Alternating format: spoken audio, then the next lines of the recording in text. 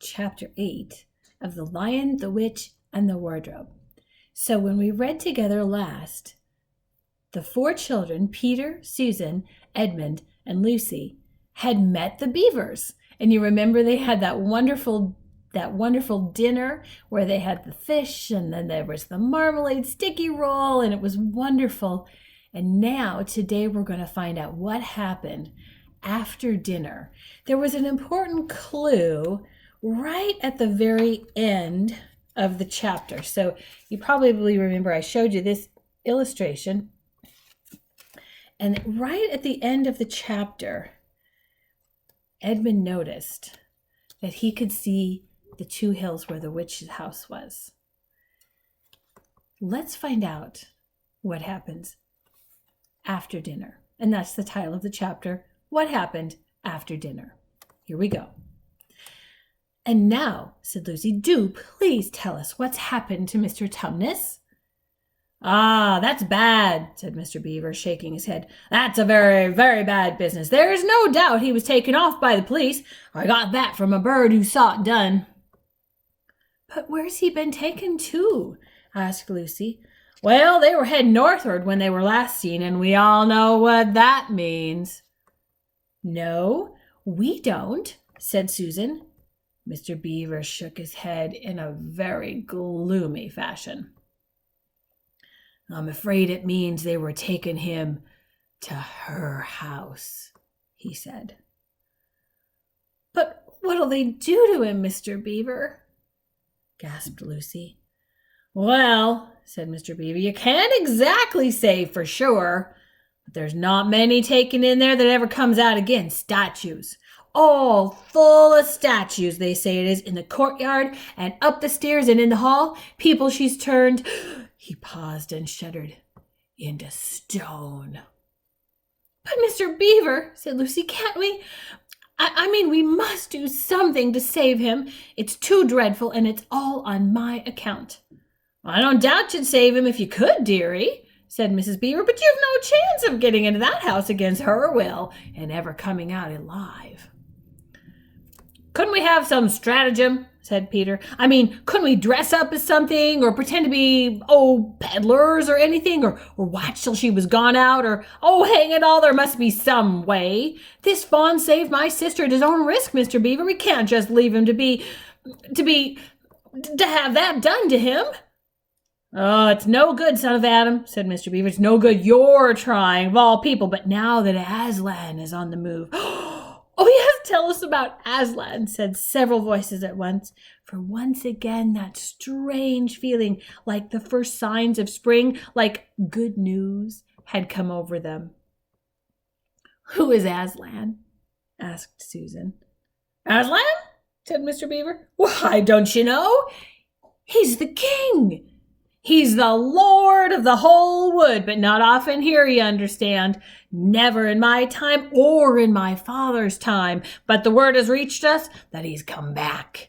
He is in Narnia at this moment. He'll settle the White Queen all right. It is he, not you, that will save Mr. Tumnus. She won't turn him into stone too, said Edmund.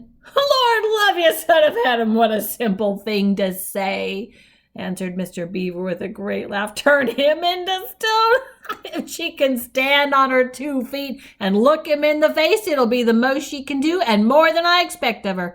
No, he'll put all to rights, as it says in an old rhyme in these parts. Wrong will be right when Aslan comes in sight. At the sound of his roar, sorrows will be no more. When he bares his teeth, winter meets its death, and when he shakes his mane, we shall have spring again. You'll understand when you see him. But shall we see him? Asked Susan. Why, daughter of Eve, that's why I brought you here for. I'm to lead you where you shall meet him, said Mr. Beaver.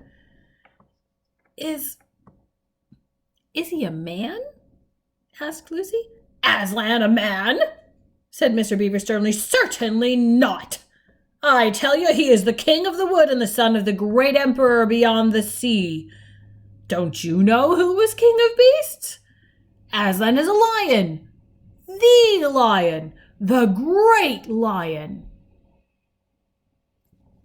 Aha, the title. Oh, said Susan. I thought he was a man.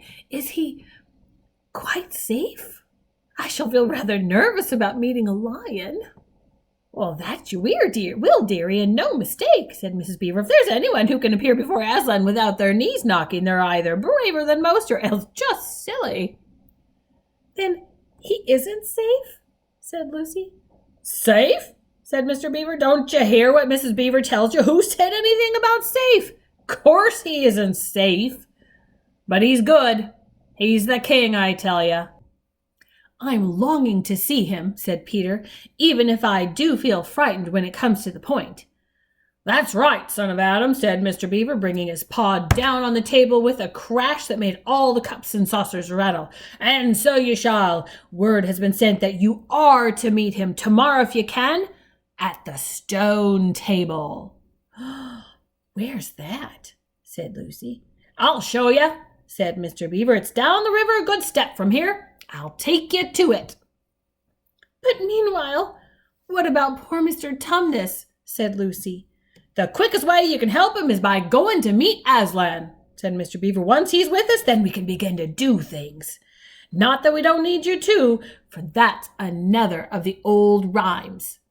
When Adam's flesh and Adam's bone sits at Cair Paravel on throne, the evil time will be over and done. So things must be drawing near their end now. He's come and you've come. We've heard of Aslan coming into these parts before long ago. Nobody can say when, but there's never been any of your race here before. That's what I don't understand, Mr. Beaver, said Peter. I mean, isn't the witch herself human? Ha! She'd like us to believe it, said Mr. Beaver, and it's on that she bases her claim to be queen. But she's no daughter of Eve. She comes from your father Adam's. Here Mr. Beaver bowed. Your father Adam's first wife, her that they called Lilith, and she was one of the Jinn. That's what she comes from on one side, and on the other side she comes of the giants. No, there isn't a drop of real human blood in the witch. That's why she's bad all through, Mr. Beaver, said Mrs. Beaver. True enough, Mrs. Beaver, replied he. There may be two views about humans, meaning no offense to the present company, but there's no two views about things that look like humans and aren't. I've known good dwarfs, said Mrs. Beaver. So have I, now you've come to speak of it, said her husband. A precious few, and they were the ones least like men. But in general, take my advice. When you meet anything that's going to be human and isn't yet, or used to be human once and isn't now, or ought to be human and isn't, you keep your eyes on it and you feel for your hatchet. That's why the witch is always on the lookout for any humans in Narnia. She's been watching for you this many a year, and if she knew there were 4 of you, she'd be more dangerous still. What's that to do with it? Asked Peter. Because of another prophecy, said Mr. Beaver. Down at Cair Paravel, that's the castle on the sea coast down at the mouth of this river, which ought to be the capital of the whole country if all was as it should be. Down at Cair Paravel there are 4 thrones. And it's a saying in Narnia, time out of mind, that when 2 sons of Adam and 2 daughters of Eve sit in those 4 thrones, then it will be the end not only of the White Witch's reign, but of her life. And that is why we had to be so cautious as we came along, for if she knew about you 4, your lives wouldn't be worth a shake of my whiskers. All the children had been attending so hard to what Mr. Beaver was telling them that they had noticed nothing else for a long time. Then, during the moment of silence that followed his last remark, Lucy suddenly said, I say, where's Edmund? There was a dreadful pause, and then everyone began asking, who saw him last? How long has he been missing? Is he outside? How long? And then all rushed to the door and looked out. The snow was falling thickly and steadily. The green ice of the pool had vanished under a thick white blanket, and from where the little house stood in the center of the dam you could hardly see either bank. Out they went, plunging well over their ankles into the soft new snow, and went round the house in every direction. Edmund! Edmund! They called, till they were hoarse. But the silently falling snow seemed to muffle their voices, and there was not even an echo in answer. "How perfectly dreadful," said Susan as they last came back in despair. "Oh, how I wish we'd never come." "What on earth do we do, Mr. Beaver?" said Peter. "Do?" said Mr. Beaver, who was already putting on his snow boots. "Do? We must be off at once. We haven't a moment to spare." "We'd better divide into 4 search parties," said Peter, "and all go in different directions. Whoever finds him first must come back here at once and—" "Search parties, son of Adam?" said Mr. Beaver. "What for?" "Why, to look for Edmund, of course." "There's no point in looking for him," said Mr. Beaver. "What do you mean?" said Susan. "He can't be far away yet, and we've got to find him. What do you mean when you say there's no use looking for him?" "Well, the reason there's no use looking for him," said Mr. Beaver, "is that we know already where he's gone." Everyone stared in amazement. "Don't you understand?" said Mr. Beaver. "He's gone to her, to the White Witch. He's betrayed us all." "Oh, surely. Oh, really," said Susan. "He can't have done that." "Can't he?" said Mr. Beaver, looking very hard at the 3 children, and everything they wanted to say died on their lips, for each felt suddenly quite certain inside that this was exactly what Edmund had done. "But will he know the way?" said Peter. "Has he been in this country before?" asked Mr. Beaver. "Has he ever been here alone?" "Yes," said Lucy, almost in a whisper. "I'm afraid he has." "And did he tell you what he'd done or who he'd met?" "Well, no, he didn't," said Lucy. "Then mark my words," said Mr. Beaver. "He's already met the White Witch and joined her side and been told where she lives. I didn't like to mention it before, he being your brother and all. The moment I set eyes on that brother of yours, I said to myself, treacherous. He had the look of one who has been with the witch and eaten her food. You can always tell them if you've lived long in Narnia. Something about the eyes." "All the same," said Peter in a rather choking sort of voice, "we still have to go and look for him. He is our brother after all, even if he is rather a little beast. And he's only a kid." "Go to the witch's house?" said Mrs. Beaver. "Don't you see that's the only chance of saving either him or yourselves is to keep away from her?" "How do you mean?" said Lucy. "Why, all she wants is to get all 4 of you. She's thinking all the time of those 4 thrones at Cair Paravel. Once you were all 4 inside her house, her job would be done. And there'd be 4 new statues in her collection before you'd had time to speak.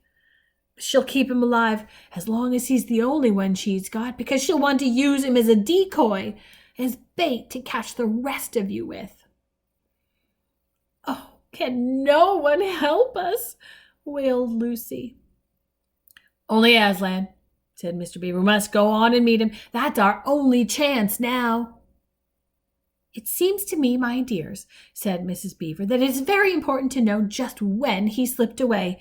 How much he can tell her depends on how much he heard. For instance, had we started talking of Aslan before he left? If not, then we may do very well, for she won't know that Aslan has come to Narnia, or that we are meeting him, and will be quite off her guard as far as that is concerned." "I don't remember him being here when we were talking about Aslan," began Peter, but Lucy interrupted him. "Oh, yes, he was," she said miserably. "Don't you remember? It was he who asked whether the witch couldn't turn Aslan into stone too." "So he did, by Jove," said Peter. "Just the sort of thing he would say too." "Worse and worse," said Mr. Beaver. "And the next thing is this. Was he still here when I told you that the place for meeting Aslan was the stone table?" And of course no one knew the answer to this question. "Because if he was," continued Mr. Beaver, "then she'll simply sledge down in that direction and get between us and the stone table and catch us on our way down. In fact, we shall be cut off from Aslan." "But that isn't what she'll do first, not if I know her," said Mrs. Beaver.